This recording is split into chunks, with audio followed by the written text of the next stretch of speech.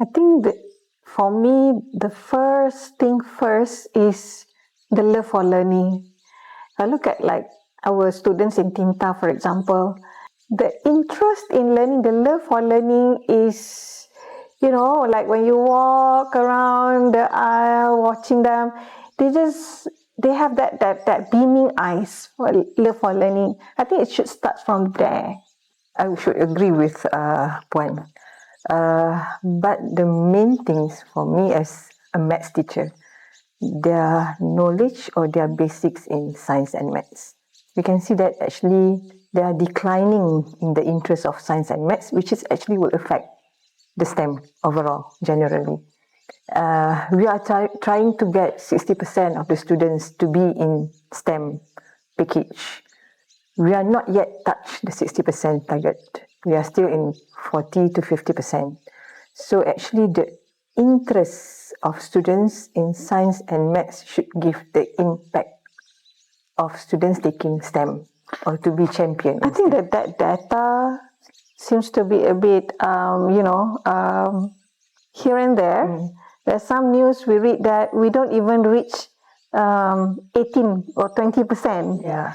Right? Because even those who don't take complete chemistry, biology, pure science, yeah. Okay, and physics, let's say they take only one, it's also considered STEM. Yeah, but that one is just a number. It's always based on quantity.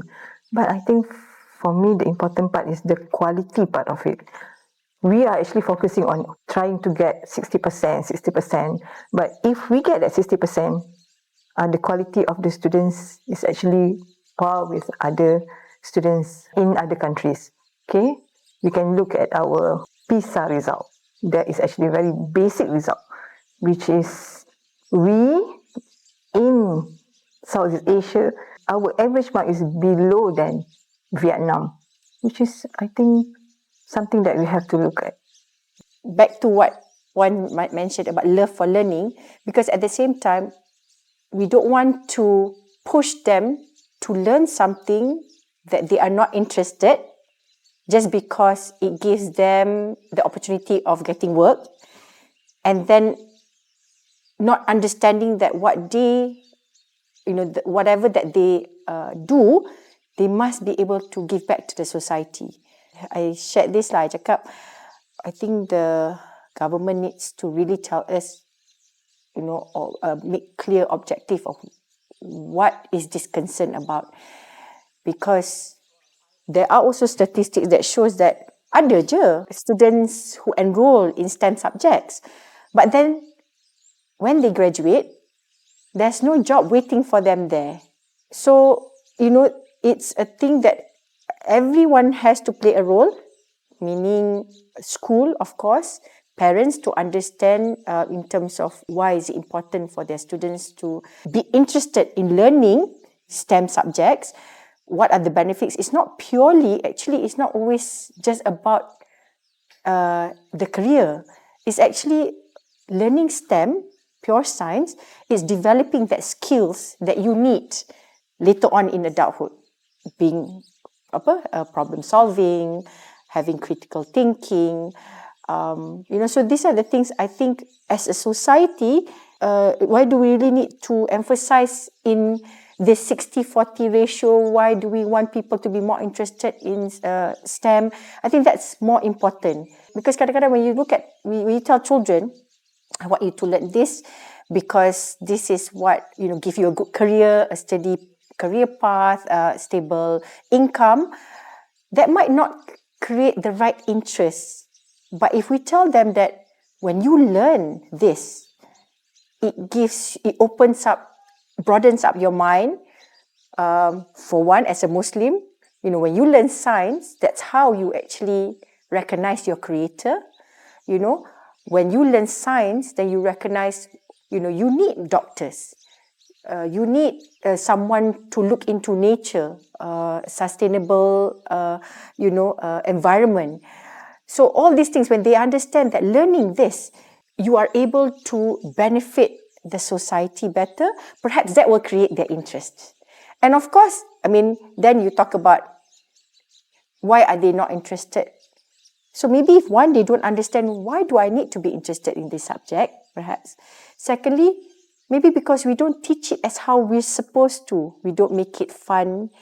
We don't make it, tak nampak objective tu. It's just macam, biology is just so much, there's so much I need to memorize, so many jargons. Tapi sebenarnya, learning biology make you understand your own body, taking care of your health.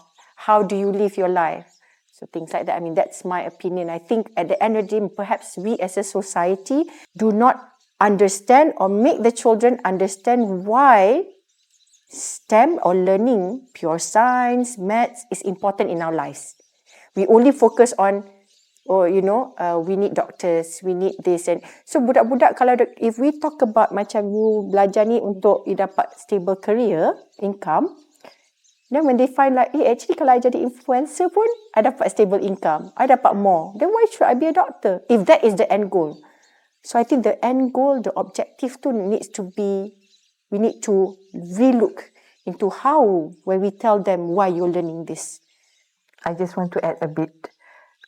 As a teacher, what we have to do is actually when we teach, we have to connect whatever that we teach to the real application in the world.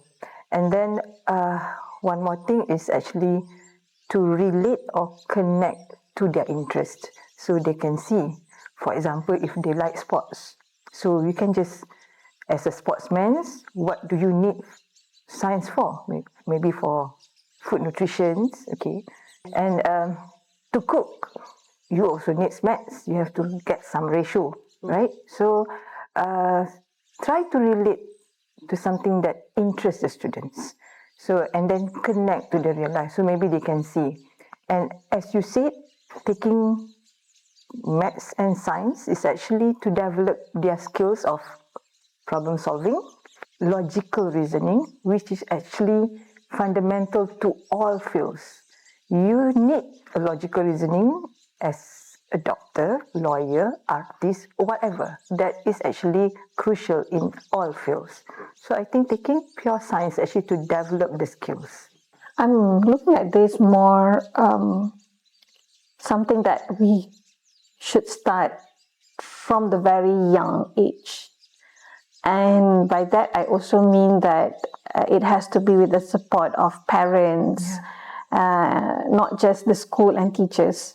So, for example, like recently, I think you know Jane Goodall.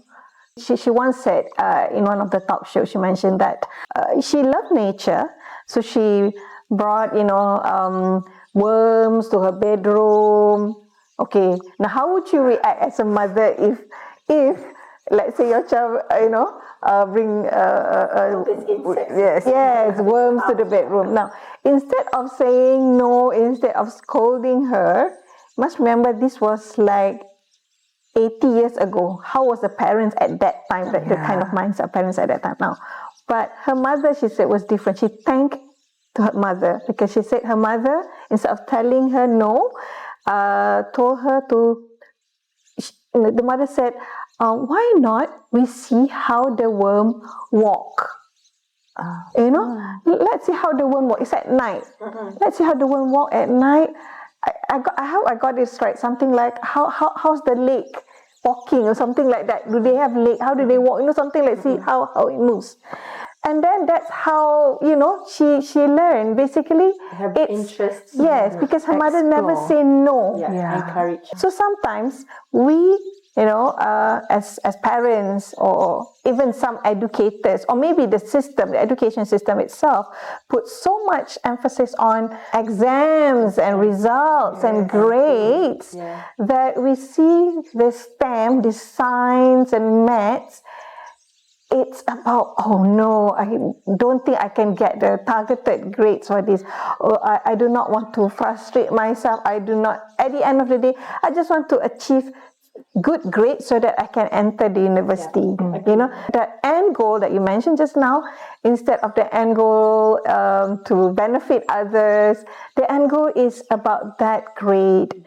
So if you look at that story just now, the mother told her how the worm moves, and that doesn't tie anything to exams. So it doesn't become just a subject. Kan, macam I think as adults pun, as we grow older, what interests us is what we can relate to. Yes. Masa kita muda, the subjects that didn't interest us could actually be our favorite subject now as we're older, because we can relate and we see how it benefits us in our lives. And I think you're right, like perhaps the approach, the methodology in teaching, we don't make it like relatable to them, that it's fun, and it's just all about, so that all they see is just, I need to get the A. As whether I need to memorize it, whatever, but I just need to cram everything in without understanding it. We go to the zaman kegemilangan, the Islam, the golden era. Now, at that time, when they achieved the best, the golden age of inventions, so many inventions, thousands of inventions were created during the golden era. Was there such thing as subjects with grades? You have to achieve something. In fact, you have to be able to memorize Al-Quran before you learn something and all that. They do have all that, benchmark, but it's not graded as, if you don't achieve this, you'll fail. It's about keep on trying. I think we look at grades as also a deadline where you need to achieve this by the time you are 17 years old SPM, failure of which you're not going to achieve anymore in that field. I think we stop our children's life at that. As if they cannot explore more after that. Go back to what you meant, you started with, the love for learning. To understand that learning doesn't stop in school. It's continuous. So, hence why as an education institution, what we really need to push them is that love for learning. Always being curious, explore, wanting to learn, and it doesn't stop. And finding out what is it that interests you? What do you think? What is your strength? I mean, this is what I share with students at times. I said, we are all created here with a purpose. Everyone, Allah has given strength and weakness. So at this age, there must come a point where you have to recognize what's your strength. Why are you created for? There must be something. Either you're created for to be a prime minister, you're created for to be a doctor, or you're created for to be, a lawyer, or just a mother, or, just someone who, takes care of the orphans. You have to know what is your strength. So I think when we talk about that, then we realize in school, that's what we need to encourage them. Not to say, because one thing about the exam system is that it's too, it can be too stringent, that we're saying that you're good and you're not. As clear as that. And it can be very dangerous for a child who does not have the maturity to understand better, to feel that, okay, so I guess I'm not good at academics. Unless you have someone as a parent or a teacher that comes and say, don't worry, but you're good at this. But if you have no one to tell you that, you will believe that, so I guess I'm born to fail, or, I have no contribution to society. But you must have. And I believe I always tell the students, you must have. You just have to recognize what it is, be confident about it, and know that that's the pathway that you need to push yourself towards. Whether you are pure science ke, art stream ke, tapi sekarang ni, this is the time you explore everything. You cannot, I remember one professor from UM shared this with us, and she said that right now in school, primary, secondary, this is the time that you tell the students it's not really about the A's. It's about you trying, learning these subjects, whether you like it or not, learning so that it develops your mindset, your logical thinking, your critical thinking, your ability to discipline yourself and things like that. And that was very profound for me, because I said, okay, so actually, instead we have told them, your goal is you need to do something that you're good at. That's what we've been telling them. You need to do something that you get, but they're not at that age where they know what they're good at, and we don't give them enough, kan, to know what they're good at. Enough has to be not just from school, it's from home, from whatever exposures. Yeah. Now, I remember when we started Sekolah Tinta. That was in 2017. Before that, we have already started for a few years. Idrissi International School. It's an international school. Some people ask, like, why after that open a national school? For me, it was not just another national curriculum, national private school, but it has to be something that adds value. Because if it's just a national curriculum, I think it's everywhere. Yes. But it has to be something that adds value. And the added value that we have has to be something that involves holistic learning. That means it should be with all senses. When I say all senses, that means it's not open your book, read visual, copy from the whiteboard, and then exam, read exam. So that's not all senses. All senses means with your curiosity, you touch. Our year 1 students, they involve with cables, wires, all that, right? And to measure. Okay, so it involves tactile. Hands-on. Yeah, hands-on, yes. Okay, involve all the senses. They go out, they look at things, and then tomorrow they think about it again, and then they try, and they fail, and it's so messy. A positive messy, a positive mess, okay? In a positive mess. Now that's what I call good school. So with that in mind, with that kind of a mindset, we embark on establishing Sekolah Tinta, because we believe this is where for STEM education should be. That's why we have education blueprint, right?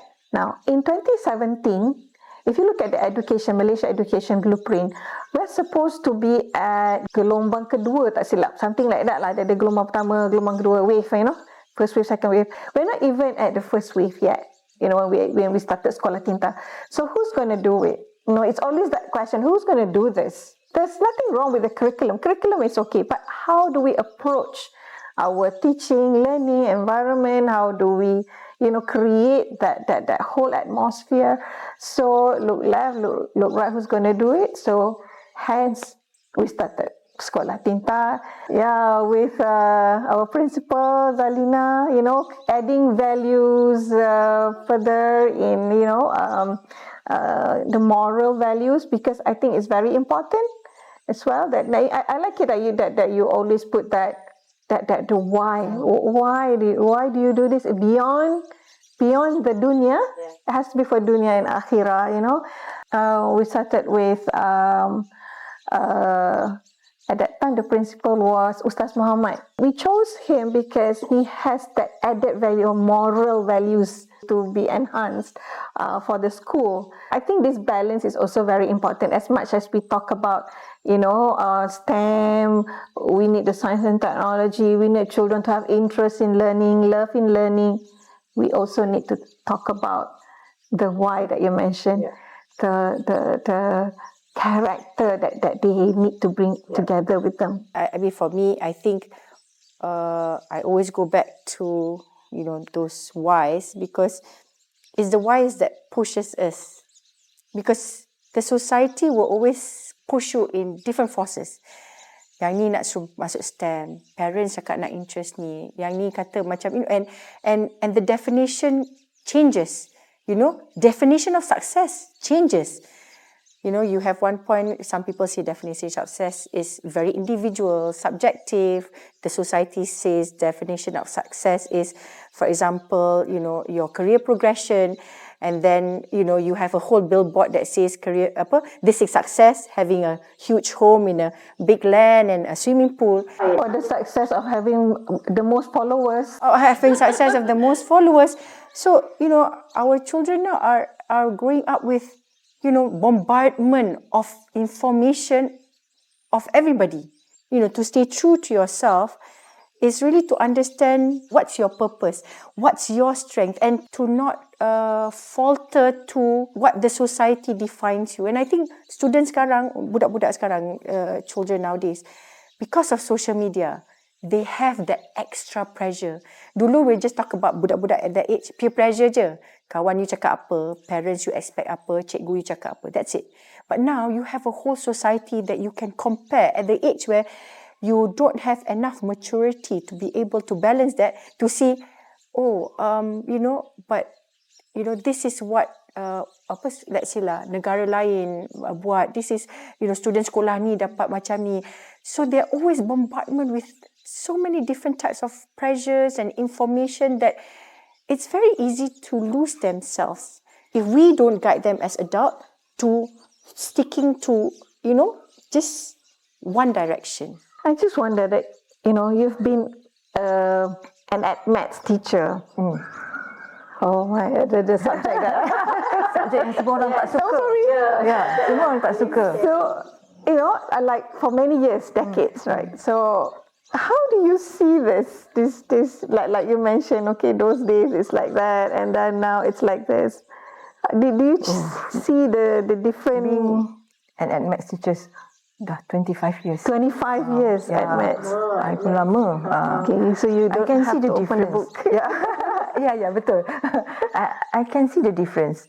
When the first 5 years I teach, it was in sekolah agama, right? I managed to get 100% pass.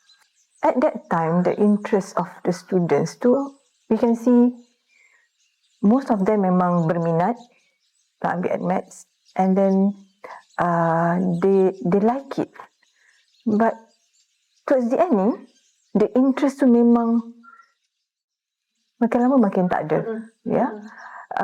I think one of the reason is actually the students' fear of doing mistakes, fear of not getting good grades that you cakap. Kan? Grades tu macam kalau ambil at maths ni nak dapat. Tapi dulu-dulu bukan dia orang tak ada fear ke juga for the grades, no? The fear, but the interest is there. I don't know lah, mungkin the grading system masa tu, they still have all the grading, right? Yeah. But the interest tu still there. When they have the interest, dia nak belajar, and then easily can pass lah. But now, maybe the impact of social media. I think the Macam you cakap lah, jadi influencer pun tak payahlah belajar at maths, tak payahlah belajar physics kan. I can get, my income can be banyak, tinggi, maybe more than doctor. Because like those days, kita ada grades, but tapi kita, our target is not like, you don't really have to achieve the A.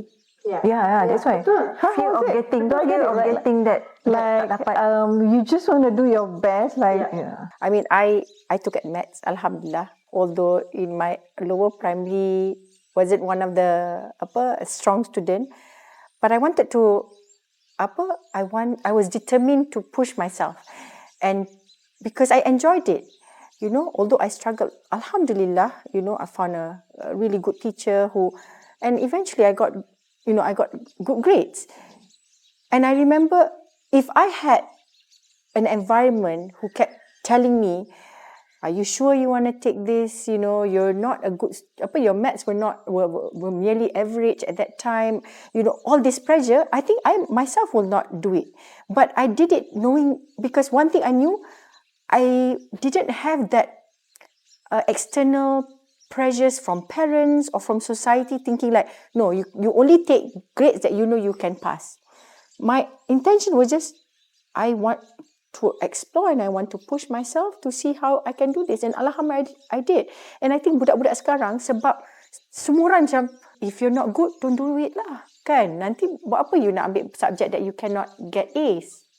So like what you said, it goes back to how we have our perception on learning has become not about pushing yourself, exploring and learning, because learning doesn't mean ace and excellence. Learning is actually is the process. Is the journey where you fail, you get, how do you work yourself? And I remember for me, I had to, going through that process of, getting my ace in my admets, telling myself, okay, I need to start finding my students, my classmates yang pandai in admets, belajar dengan diorang, I need to work harder. I need to understand kenapa, my friends yang dapat ini, what do you do to get your A's? So it's actually a process, and through that process, built that already learning skill, So I think this is what we're lacking when we make that learning process is all about getting A's. Does it make any difference now that we don't have the PMR ke UPSR, all that, okay? I mean, look like the ministry is trying to get away from those grades and exam-based. But does it make any difference? I mean, it's a bit new though, but do you see there is a difference without those UPSR and PMR? Do the students becoming more interested in learning and not looking at grades towards achieving their, end of school SPM and choice of STEM as per discussion? I have two opinions on this. Okay. Sometimes I think we should bring back the UPSR to sekolah rendah in one way, because when I see the students, their energy, we have to divert back their focus into exam, because if there is no exam, there is no focus, they come to school, say, oh, tak ada exam, tak apalah, tak payah belajar, nothing to focus with. Because I think that is our mentality. Daripada dulu, we go to school, ada exam. Sometimes I think, we have to bring back all the UPSR. In other way, I fikir, buat apa all the grades, right? If you look at Japan, they don't have all the grading. No. The schools actually teach more on values, on disciplines. They put aside the grades first, especially in primary. Okay, but maybe that is their culture from the beginning. Kalau kita tengok, their values memang very good. Yeah, they don't teach reading, all this, or counting, all until later. Yeah, it's very much later. And there is no grading. There's no grading. In their primary school, there is no grading. But is it because of their culture is like that? From home is like that? That's why sometimes I tak tahu, bila orang tanya, sometimes I kata bring back lah the UPSR. I kesian dekat cikgu-cikgu yang nak divert balik all the focus of the students. Because my daughter is a teacher. Susah nak handle because tak ada exam. Masa exam pun buat tak tahu je, macam alah cikgu exam biasa je. That mindset of because the exam is not the centered exam. And then there's nothing to focus, tak ada pun end exam nanti. Masa kita dulu, nanti UPSR darjah 6 ada exam besar. And then there's nothing. But in a way, I fikir, kenapa Japanese can do that? Why not us? Right? They only teach values to the students. We start teaching grading from primary. Then that's why the students are stressed. If you remember, there's one time, government keep on comparing schools, kan? Schools yang very good result, lepas tu cemerlang, and then when the good result tu pengetua dia akan dapat tu, and then bila result sekolah yang result bawah yang pengetua dia kena. There's one time memang macam tu, and this few years back dia dah tak buat, because dia kata when we compare that is pressure to the school, pressure to the pengetua, and pressure of course to the students, because nanti kalau macam tu pengetua akan cakap, students yang tak pandai jangan suruh ambil pure science, biar je dia ambil the basics one, so that the pure science can have a good grades, kan. Now dia tak compare. Kalau kita tanya pun susah dah nak bagi comparison sekolah ni dengan sekolah ni. Maybe media sosial pun banyak juga, kan, keep comparing sekolah tu sekolah ni, and then parents pun akan cakap pasal grades juga. Is this our society? I don't know, is our system, our society, are we getting support from the society for whatever that we are doing? So, what's your opinion on? I just I like to think masa dulu-dulu, not meant to, of course meant to compare.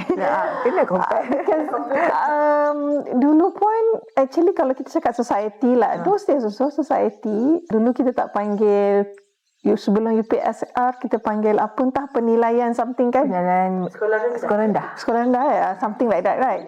But at that time pun tak adalah kata society tu macam sibuk nak tanya penilaian dapat berapa sangat, not really. But I guess because I think sometimes maybe the answer to this STEM issues is, do we get our children to play enough? Like get them to just be children. And sekolah rendah pun they are still children. Sekolah menengah pun they are still children. Adolescent, but they would like to experiment ke explore things. You know, we don't let them play this enough, and we look now even worse because we really look at the exams. That could probably be the reason. Allahu Alam. Agree. I mean, very different environment compared to dulu, sebab dulu pun mungkin parents pun tak pressure sangat. Anak nak dapat A ke apa, dapat Alhamdulillah, but you don't have parents coming into school and pressuring the teacher like I need my child to get an A. It's all I think society back then was more acceptable. The definition of success or your path was not narrowed down. Macam sekarang ni, kena SPM dapat good grades, lepas tu kena pergi university, kena graduate at a certain age, kena so, and this is when I look at overseas lah, developed countries. Students over there, they are even given time, although perhaps they are exam based as well, and the expectation, they are the developed countries, so the mindset and expectation is also there, but they're a bit more relaxed in the sense they allow you to take, let's say, a year off, masuk university, to explore yourself, find yourself, look at the world and see exactly what you're doing. So they are given the ability to really, one thing I feel that diorang punya education system, they empower the child to it's all about empowering the child to know their strength. If you're not academic inclined, it's okay, you can be more into sports or you're more into arts. So with the and the society builds the ecosystem as such. Jadi budak pun tak rasa too much, like to be successful, I must do medicine. I must get straight A's. I must be in the pure science stream. Talking about pure science, sorry, Ain, I think not the only, quite rarely that pure science in private national schools are offered in English. It's true. Yes. Yeah. So Sekolah Tinta is among the very few that offer that in English, right? And I think with that medium of instruction in English, there are a lot more resources that the students can explore, whether it's online or books, and to communicate about it, right? Yeah. That's a big advantage. Yes. Language makes it the learning experience different as well, because like what you said, when you have more references and resources to learn, and videos and stuff like that, you can learn from, that makes it more interesting and exciting. I mean, going back to that with talking about pure science and STEM, this is when we need to look into how do we teach the students to create the interest in pure science and STEM. I think that's another thing, like, look into the language, whether we have the right infrastructure enough to make that subject interesting, and they're able to do experiments and whatnot, explore them in that area. Lepas tu also look into back into the syllabus. Is it too much? Do we have time? Because quite often I dengar one thing about the national syllabus ni is quite heavy. So cikgu tends to, as their role, they know that they need to finish the syllabus on time. So missing out maybe the fun aspect of teaching. So you don't have time to do experiments and let's just go out and, explore because we're rushing for this. I have to finish up the syllabus. I think that's difference. That's what makes Sekolah Tinta different, because along with that, we also supplement it with the students have to do like project-based learning, right? They have to come up with the exhibition, and they want a lot. What was the recent? Reka Rangers. Reka Rangers, right? Rangers. I mean, that's like really amazing. Then there was another one by Petronas, Petroscience. That was a couple of years ago. Alhamdulillah. I mean, I think we have very dedicated teachers who are, always giving students the avenue to compete. And to at least they're out of the exam, out of the syllabus, out of the book. And actually that makes the students, boleh tanya budak-budak kan, they look forward for STEM punya lessons, because that's when books aside, it's all lab work, building something, whatever, cutting and handwork, and like you said, a different form of learning. And that excites them. So they have that break, and they look forward for that every time when they have STEM. Okay, I've been in Tinta for 2 months baru kan. So actually on the first day, remember when I came, I was with the Japanese school. That visited. I think that was very good, because when I came, I dibawa pusing-pusing sekolah looking at the STEM punya. To tell you the truth, I am so impressed with the STEM of Tinta punya STEM, because I was in a school that also offered STEM. Sama je, STEM. But then I can see the different approach that Tinta give to the students. Masa I datang tu, every students with dia punya all the gadgets, semua tengah buat. I'm so impressed. Daripada darjah 1 lagi. Yeah. They are like macam professional engineers. Macam professional. With all the tiny things tu. What are they doing? As small as, masa tu I think kelas apa ya? Primary lah.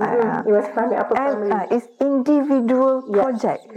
Which is, I am so impressed as because I've been in 2 different schools with STEM, but I can see the difference lah. So Alhamdulillah, I tengok. Alhamdulillah. Yeah, the value added that Tinta have given is actually very good.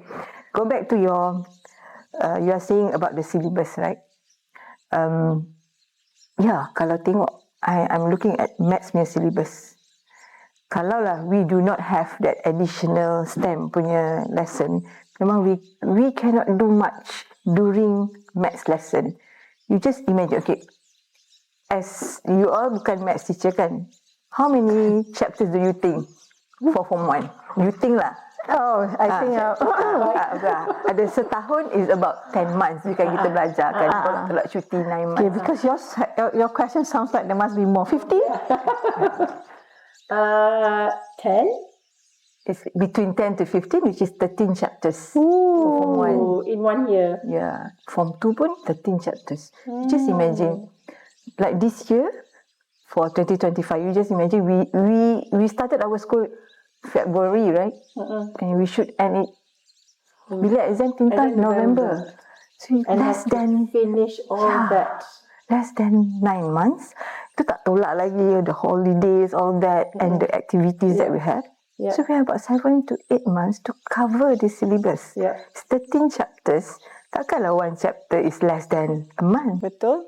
And how do you make time for revision? That's why the teachers actually rushing to complete the syllabus. If we do not have extra subject like STEM, memang kita takkan, because the time given for that is to complete the syllabus.